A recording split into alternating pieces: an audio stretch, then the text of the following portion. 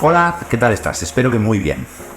Me he acordado mientras preparaba este vídeo, pensando en ti, en el susto que me llevé yo la primera vez que conduje un coche eléctrico, que en mi caso fue un Tesla. Porque le dimos a una función de autopilot, de las muchas funciones que tienen, para que pudiera incorporarse y salir de una autovía hacia una urbanización, y ayudado por la chica del concesionario que estaba sentada de copiloto, pues me lancé y dije, venga, vamos. Y entonces puse esa función automática y el coche tenía que salirse de la autovía para entrar en una calle, en una población. Hay un asunto con el que hay que ser especialmente cuidadosos y aquí hoy me toca dar un poquito de caña.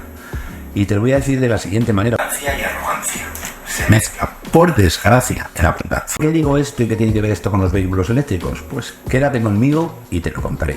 Yo soy Alfonso Fraile.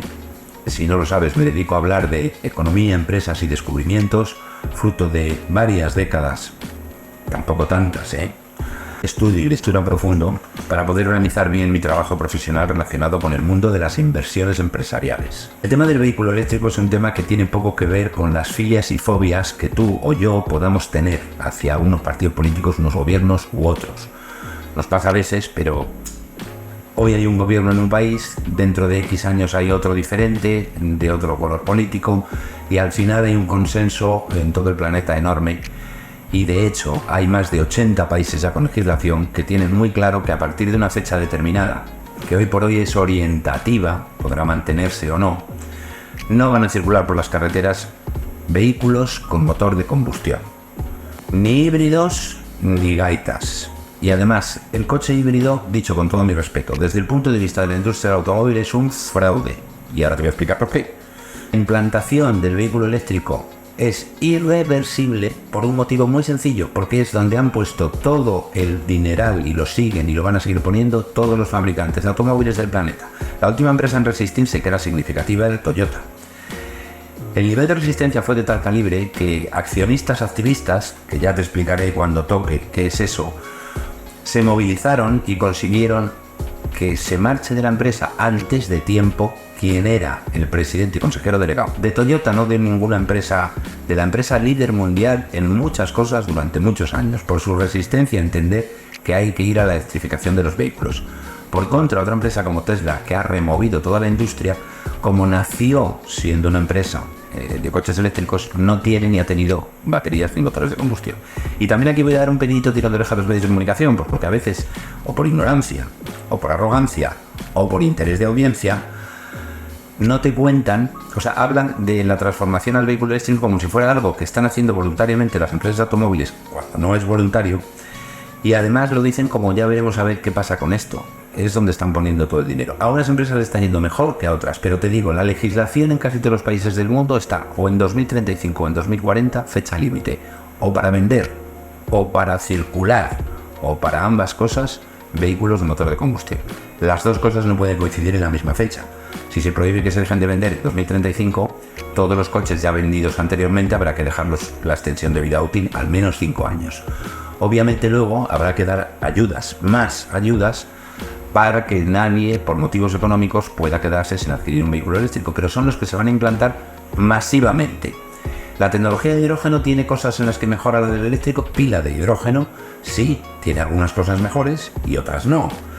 Cada tecnología tiene sus ventajas y sus inconvenientes, todas.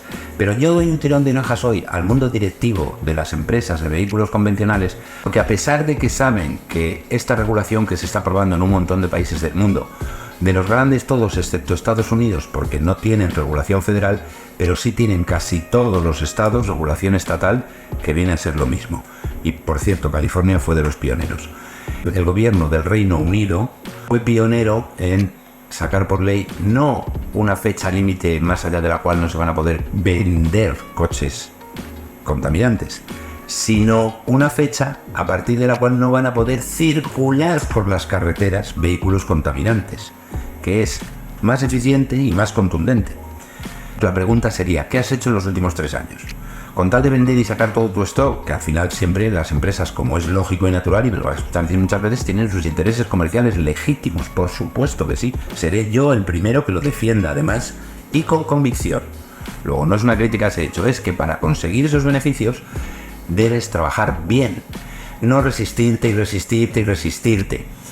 Y luego, para colmo de males, ahora se queja la industria del automóvil europea de que es que en China tienen subvenciones. No tienen más subvenciones. En casi todas las regiones de China no hay más subvenciones que en las de la Unión Europea.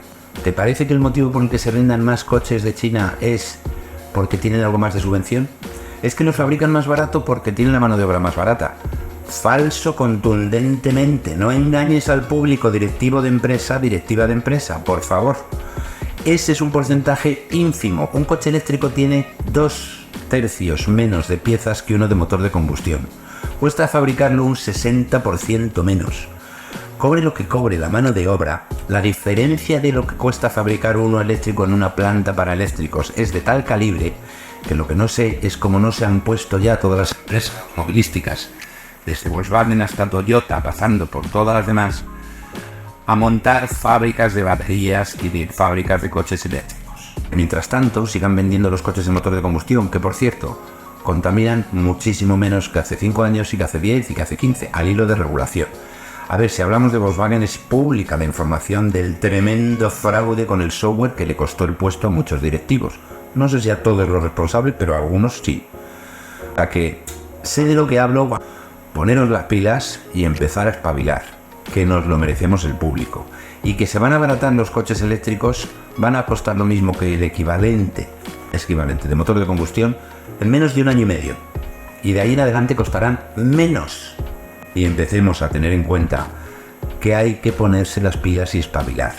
Y no confundir a la gente que luego nos dejan en la ignorancia, y si no dedicas muchas horas a esto y te has metido muy a fondo y has leído mucho material, pues te pueden engañar fácilmente.